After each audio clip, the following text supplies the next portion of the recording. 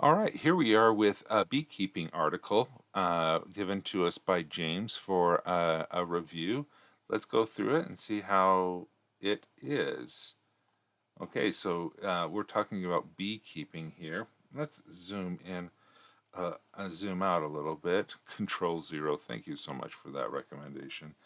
All right, so let's take a look. We have beekeeping, we have tools, honey extraction tools, wax refining. Okay, how the products are extracted, honey, beeswax, what products are made, all right, what jobs are involved, okay, and payment. Okay, so it looks like we have a pretty good I like the structure here so far from the high point.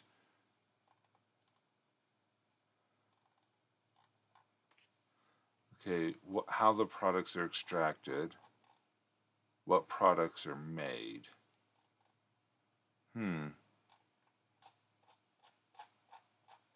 I wonder if the tools are when we talk about beekeeping, is it the tools that is the most important thing for the people to understand about the article?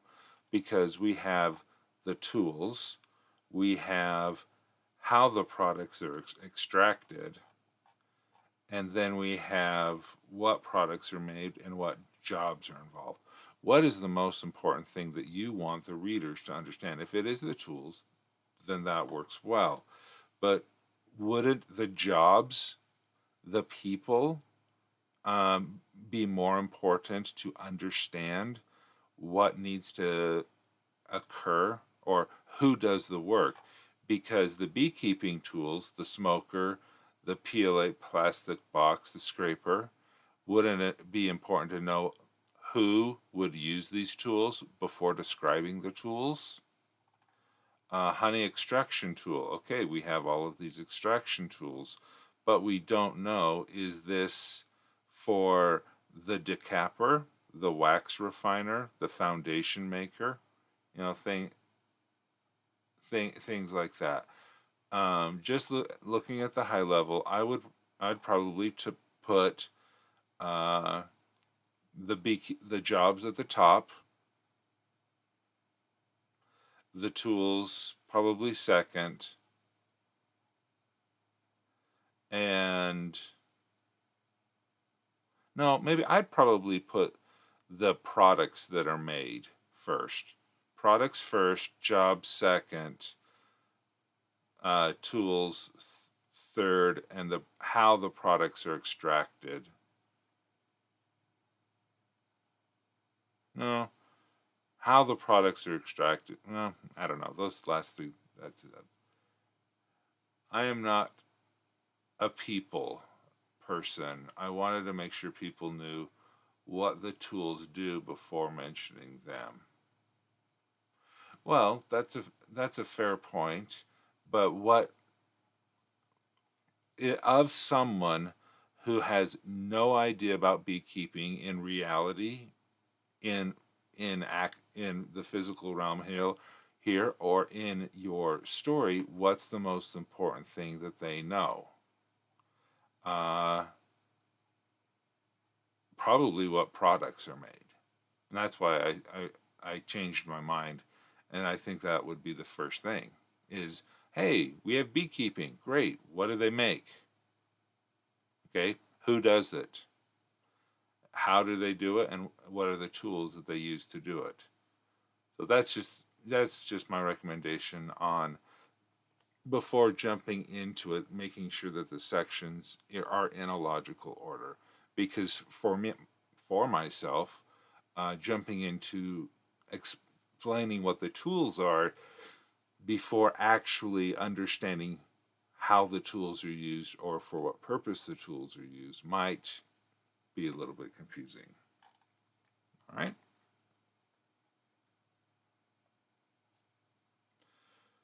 While the beekeeping industry is part of animal husbandry, okay, should there be a link here? I don't know. It deserves a wider explanation than just the animals themselves. The beekeeping industry is found in segments 5 and 11. land that spans the segments that would normally be used for grazing animals is used for beehives. The beehives themselves are not just found in the lands of these segments, but also on roofs that are not suited to solar panels. Um, I don't know if that's an American versus British thing. Plural, roofs. Is the plural roofs or roofs? Ah, okay, I was right. Uh, roofs is in for the U.S. Roofs is uh, elsewhere. Okay. That are not suited for solar panels. The buildings that process the honey and beeswax are spread around the segments of 5 and 11 in Zone 5, but most often found near the circumference of Berdencaster. All right, that's a good introduction.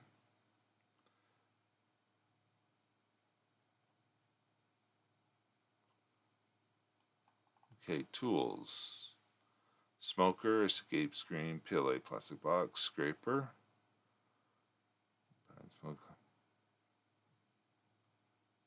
Calm them and out. To smoke the bees with pine smoke, to calm them, an outsider is about to open the hive.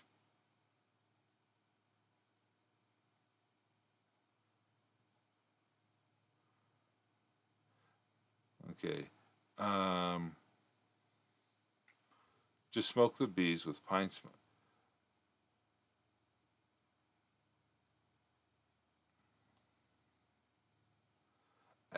Them as an outsider is about to open the hives. Allows the escape screen. This allows bees to vacate and leave the superstructures or the hive boxes the beekeeper wants to remove. The, this allows the beekeeper to transport the frames. This is used to scrape the hive boxes of excess wax. Okay. Comb capper. This allows the frame to be placed above the bucket so the caps can fall into a bucket. This is used to collect cappings and to collect honey from extractors and wax spinners to jars. Palette knife. This is used to decap the frame. This is used in case of some of the cappings remain. This is a rotary device that rotates vertically. It is hand cranked, and when it is cranked, the centrifugal force. It uses centrifugal force to remove the honey from the combs, making the frames only contain wax. This is used to filter out wax and other debris from the honey. This is used to separate the honey from the wax cappings. What the finished and refined honey is sold in. Okay, so I don't know what a capper is. I can guess what the knife, scraper, extractor, because those things are good, but I don't know what is a cap as it relates to beekeeping. What is a why do you need to scrape this process? So we have an explanation of what the tools are, but I don't understand what is the job that they are doing. And see, this is where it could be beneficial to move the people portion up higher than the tool explanation. So I understand, oh, the capper,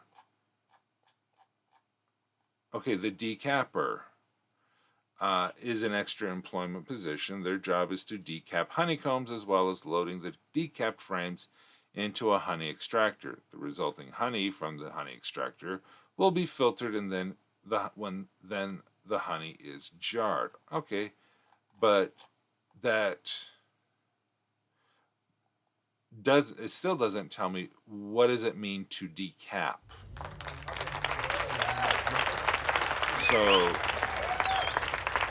So that's the challenge I have. I don't have that understanding.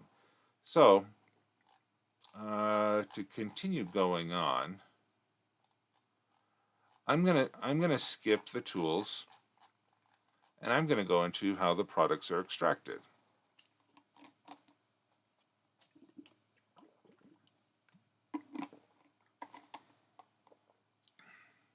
Yeah, that would be great to add some pictures of what uncapped and decapped frames look like.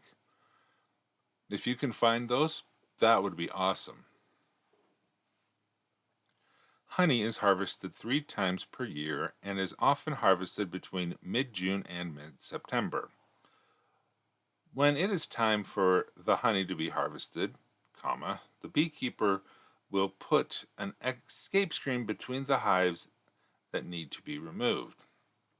The hives and bees are going to are the hives the bees are going to are mostly bare with some honey on them, so the bees' instinct will be to fill the frames with the comb. They will spray the hive with pine smoke to calm the bees during this. They use the smoke to signal it is time to move to a new hive. Okay, see, this is a great explanation of what the smoker is. You didn't Okay, they will spray the hive with pine smoke to calm the bees during this. Okay, but you're not saying what object the smoke is coming out of.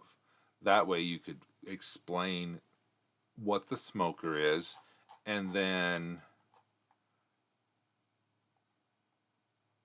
and see, to smoke the bees with pine smoke to uh, calm them, an outsider is about to open the hive. But that tells me what the smoker does. It's objective, but it doesn't tell me what it actually is. A picture here again would be great. And then you could, um, it's a bucket. It looks like a handheld bucket that produces smoke, and how that works also would be good.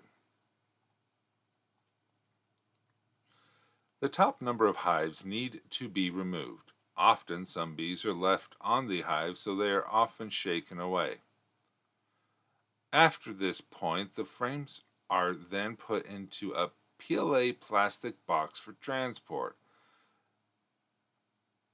The transported frames are then placed on a comb capper, which is a tool that rests on the top of a bucket so that the decapper can decap the frames on both sides. The resulting honey and caps are then loaded into a wax spinner to remove the honey.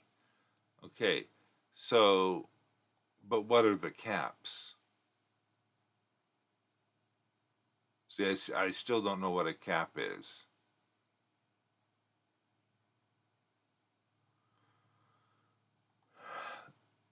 The now decapped frames are then loaded into a honey extractor, which is hand cranked. As the person turns, it will speed up naturally, even if the person cranking the handle is going at a constant rate. When the honey extractor is at its lowest from being at its fastest, this means that the honey has been extracted on one side. The frames are then rotated through 180 degrees to remove the other side of the honey that might be on the comb. Okay.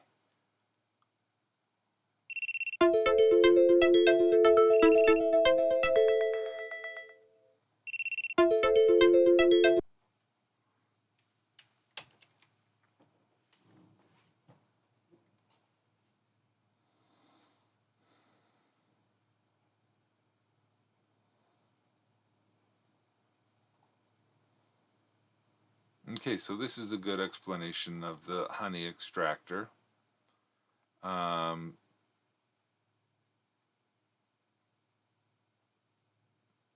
a picture throughout all of these, or up in the table, would would be helpful.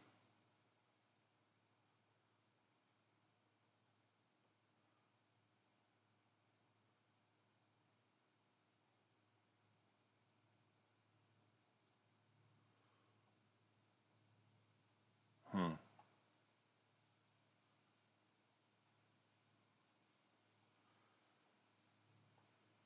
Some of these sentences are kind of long.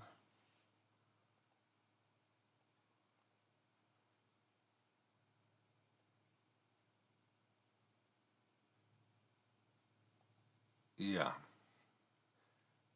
Okay, once the frame has been bereft of its honey, it's onto the beeswax processing stage.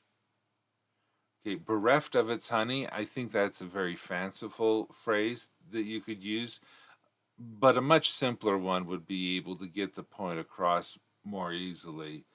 Once the honey has been removed from the frame, uh,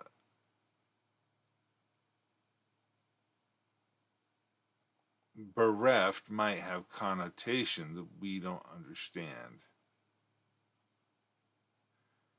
Deprived or of lacking something, sad, lonely, especially through someone's death or departure. Yeah, I, it's a good $2 word, but um, you could say this so much more simply and allow the reader to go through it more effectively.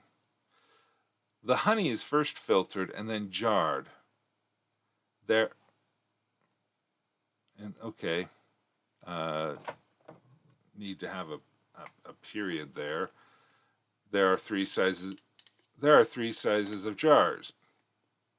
Period. These are 240 for residential, 350, which is a fringe benefit to employees of the beekeeping industry, and 500.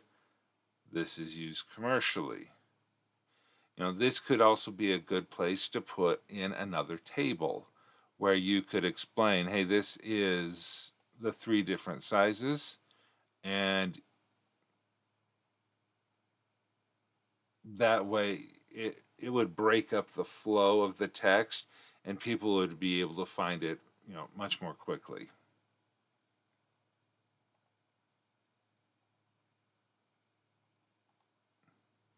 The 240 and 500 gram jars are sold to the warehouse to either be bought by the porridge house or sold by merchants in street markets.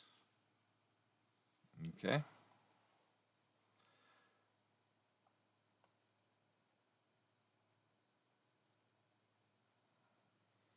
Hmm.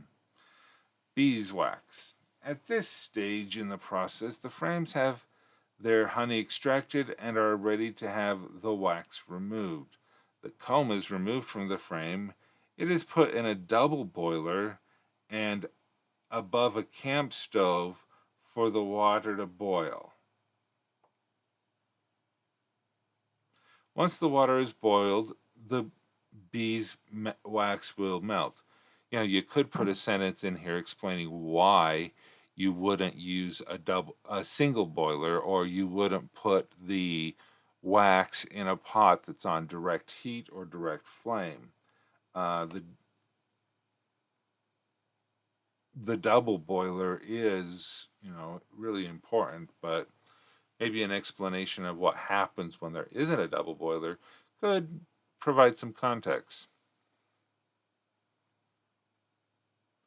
At this point, the beeswax will look rather disgusting, as the comb may have had contained cocoons before the melted beeswax is poured into a bucket to solidify. It is sieved to remove the majority of the solid bits.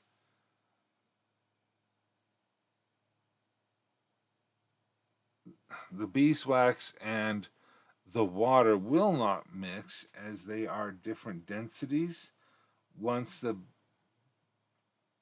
the beeswax solidifies. It will be on top of the water, at which the wax refiner will remove the wax from the bucket. Then they will in turn they will then turn the wax over to the underside where the debris is and scrape it off. The water in the pot is then poured over grass through a cheesecloth to catch the wax remnants. It is not a good idea to pour the water down the drain because the wax will clog it up. Very true. Um,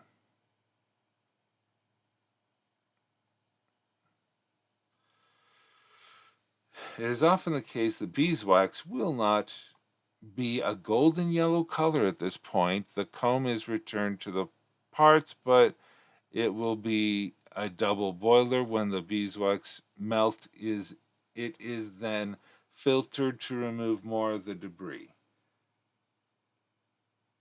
Chrono Yami, thank you very much for stopping in and saying hi. Okay, so this is a definite run-on sentence. It has multiple concepts in it and is very long. This is done if the beeswax is not a golden color.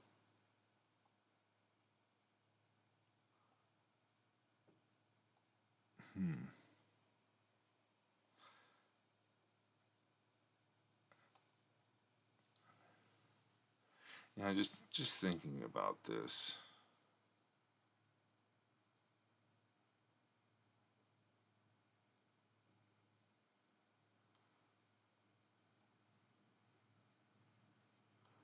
Huh.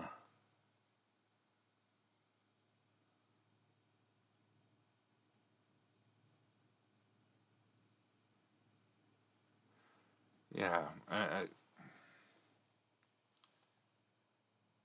Okay. Once this is done, comma, if the beeswax is not a golden color, comma, the beeswax will go through the same process.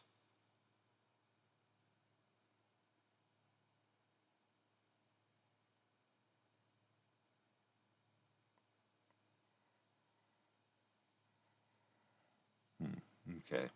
So again, are we editing today? This is an article review on the beekeeping technology on World Anvil, and just critiquing this.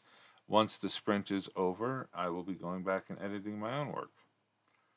Okay, at this point, the beeswax is a golden yellow color and has no bits. The beeswax is not bleached, as the color yellow is highly desired to bleach the wax white, will remove its value. Beeswax is then remelted into molds that are 1 ounce. This is used in wax seals, 100 grams. This is used in cosmetics and household items. 1 kilogram. These are used to make foundation sheets, and the chandler to make candles. It's at these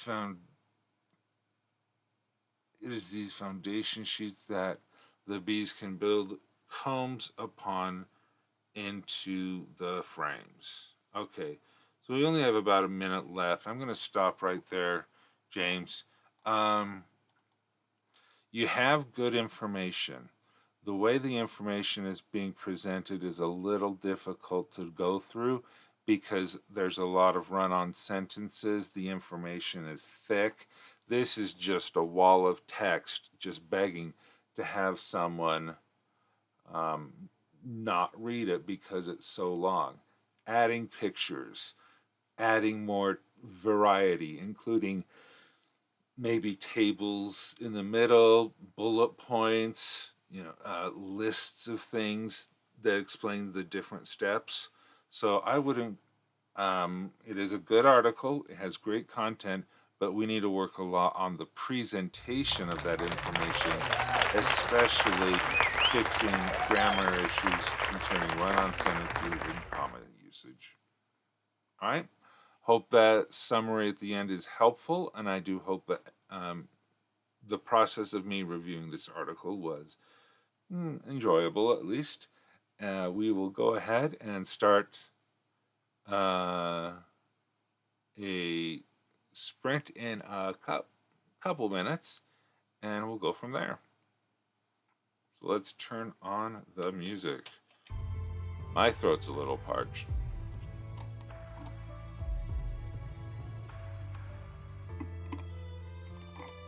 All right, James over in the Discord server has added some images.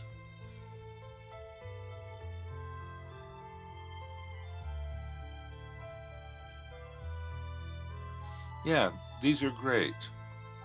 Yeah, okay, so the caps are the white stuff, and if it's been decapped, the white stuff has been scraped off so that the honey can now flow out. Yeah, those kind of images, if you have the proper permission, if these are public domain or whatnot, is great to know and to see how the before and the after. All right, thank you very much, and let's I need to add the stream marker.